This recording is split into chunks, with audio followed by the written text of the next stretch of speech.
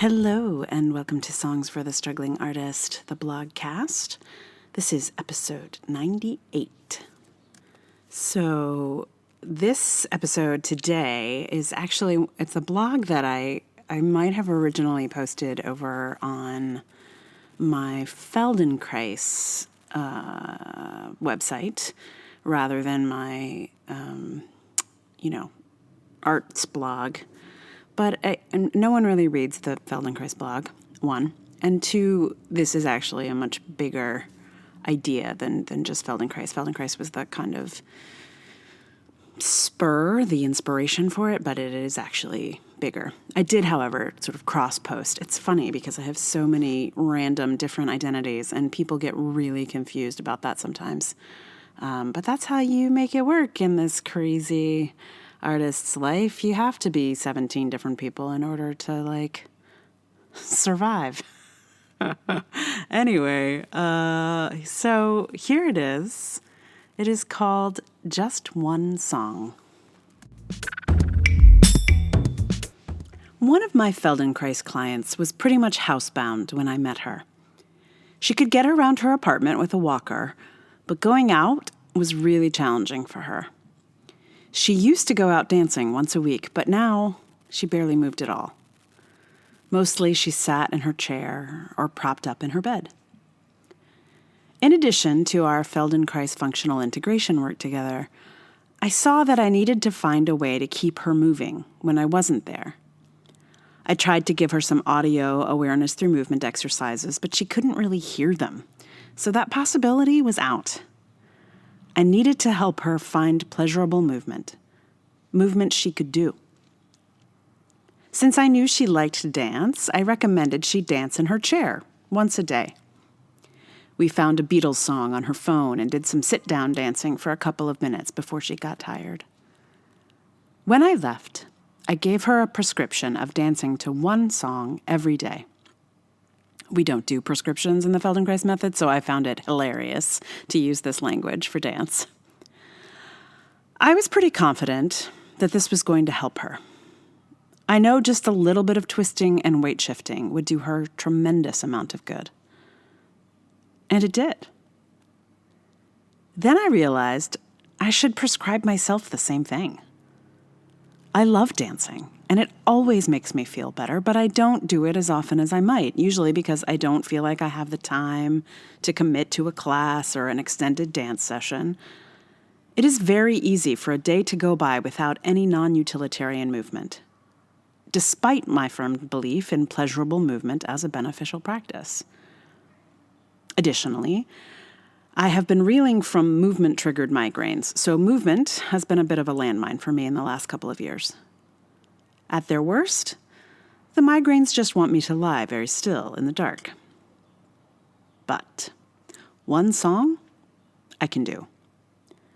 Not in the middle of a bad migraine, obviously, but I can find a way to dance to at least one song once a day. Working with a client with such a limited range of motion has shown me how easy it is to lose flexibility, to lose the ability to experience movement as a pleasurable sensation. But it also shows me how much benefit there is in just moving what you can move. If you can't move your arms, move your legs. If you can't stand up, dance sitting down. If you can't dance sitting up, dance lying down. Even if the only thing you can move is your eyelids, it is worth dancing those around, or dancing in your imagination. When we experience injury or pain or any movement limitations, we often shut down more than we need to. We think if we can't dance the way we used to, we can't dance at all. But we can always dance something in some way. A finger dance? A nostril dance? I don't know. But I do know that a little bit of dance goes a long way for the whole body.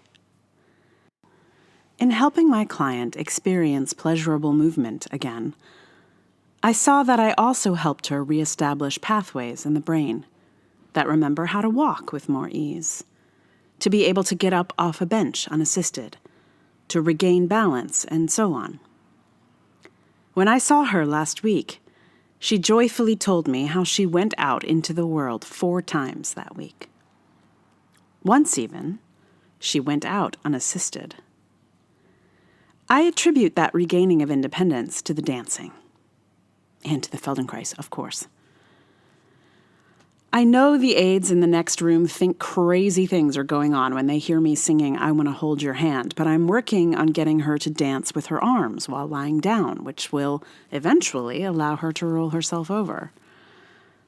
Extra daily movement, like dance, helps the brain understand that you want to be able to move in many directions. We have a use it or lose it brain, and if we only move in our habitual paths, we lose our capacity to move in other ways. For myself, I wanted to be able to keep moving in many directions, which I do with Feldenkrais, but I also knew it was possible that I would enjoy my life more if I followed my own advice and danced to one song a day. And of course, once I've started dancing, I tend to go on. One song becomes two becomes three, for as long as is pleasurable, or as long as I have time for. It's an incredible mood adjuster. There have been many times that I did not want to dance because I was feeling hopeless or angry or sad. I danced anyway, because it was only one song after all, and most of the time I felt better. At least a little bit. I have a little note stuck to my computer that says one song, so I don't forget to do it. Sometimes it's late at night and I see my little note and I realize I still haven't done it. So I put my headphones in and do a little late night boogie before bed. In our time-strapped world, it is so hard to find time to enjoy moving our bodies, to listen to music with attention, to indulge in non-utilitarian tasks. We can find time for one song, though, and one song can help. So over on the blog, I posted a link to my dance playlist that I use on Spotify. It's like not a dance party, like it's not songs, hits. I mean, there are some hits, no doubt, but like it's actually what I actually play. There's a few on there that I sometimes will skip, but mostly I just put the thing on shuffle and see what's what. There's a lot of Janelle Monáe, so if you don't like Janelle Monáe, my playlist will do you probably not a spot of good. But yeah, if you are interested in following that playlist, just check it out on the blog, artiststruggle.wordpress.com. And there's a link to that playlist. What else? Okay, so I have been trying to figure out what song to put here. I would love to put a dance song. Like, I just don't write them so much. And nor do I really have the, skill to create one necessarily. So I did briefly consider trying to figure out how to cover Poe's song, Walk the Walk, because I like to dance to it, basically. Whatever happened to Poe? I mean, I actually know what happened to Poe. She got screwed by the record company. But anyway, I just thought, if I'm gonna shoot somebody $9 for licensing for their song, it'd be nice to shoot it to Poe. But actually, that song is way too hard for me to figure out how to do. Like, not because it's hard to sing or any of that. Just like, I don't know how to make a dance song, really. I need some help for that. I could sing one, no problem. But like creating the whole atmosphere, not so much. However, I realized that, so this lullaby project that I've been doing for the last few years, so there's a lot of babies out there listening to songs that I've recorded or wrote or whatever. And I was like, I know there's a video of one of the adorable children that I wrote a song for. And I knew she was dancing to a song. This is when she was a baby. I knew she was dancing to a song that wasn't the one I wrote for her. And I thought, that would be a good one to put here, because it may not be a song that we think of as a dance song, but it clearly is for this baby. However, that song, I watched the video, I found it again, and it's actually Sasha's song, which is the lullaby I put on here a few episodes ago. So that I unfortunately can't do that. But I will instead put a different lullaby because I am trying to whip those into shape again.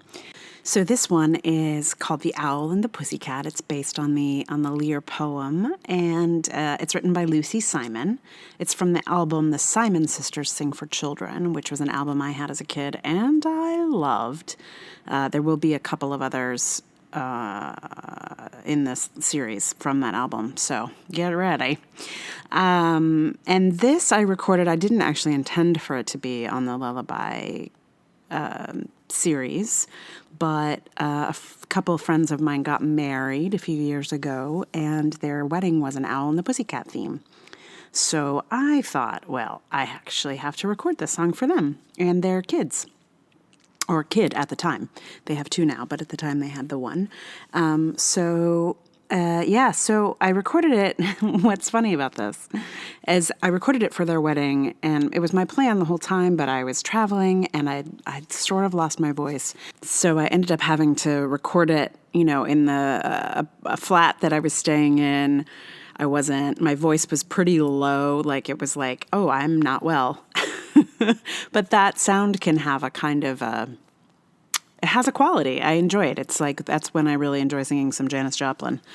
Anyway, but what's funny is I was already planning on recording this one again today, or I thought about recording this one again today, and I'm not feeling particularly well today. I have a bit of a cold. So I was like, oh, great. I'll just kind of tap back into the original impulse of this one, but with a better mic. And I'm not quite as sick as I was when I recorded this for my friends. So there's only a hint of Janis Joplin in the. It's maybe like a half a step lower than I might be in my usual. I don't know, in health. So that's one thing about this, and the other thing is that previously I'd recorded it with some hand slaps, like this kind of sound. And this time I played with that a little bit. I didn't like it as much. So, I used a little drum. But then also I messed around with just like found objects. So this recording includes, some candy wrappers and a set of keys, which means it's not the most regular rhythm in the world. But I think what it lacks in regularity, it has a kind of a fun flavor of keys and candy wrappers, both of which are things that young people will sometimes respond to, with their hands, but maybe with sound too. Who knows? Anyway, here it is, The Owl and the Pussycat. The owl and the pussycat went to sea in a beautiful pea green boat. They took some honey and plenty of money wrapped up in a 5-pound note. Wrapped up in a 5-pound note. The owl looked up to the stars above and sang to a small guitar. Oh, lovely pussy, oh, pussy, my love, what a beautiful pussy you are, what a beautiful pussy you are. Pussy said to the owl, you elegant fowl, how charmingly sweet you sing. Oh, let us be married, too long we have tarried, but what shall we do for a ring? But what shall we do for a ring? They sailed away for a year and a day to the land where the bong tree grows. And there in a wood a piggy wig stood with a ring at the end of his nose, with a ring at the end of his nose. Dear pig, are you willing to sell for 1 shilling your ring? Said the piggy, I will. So they took it away and were married next day by the turkey who lives on the hill. By the turkey who lives on the hill. They dined on mince and slices of quince, which they ate with a runcible spoon. And hand in hand, by the edge of the sand, they danced by the light of the moon. by the light of the moon. And hand in hand on the edge of the sand, we'll dance by the light of the moon. We'll dance by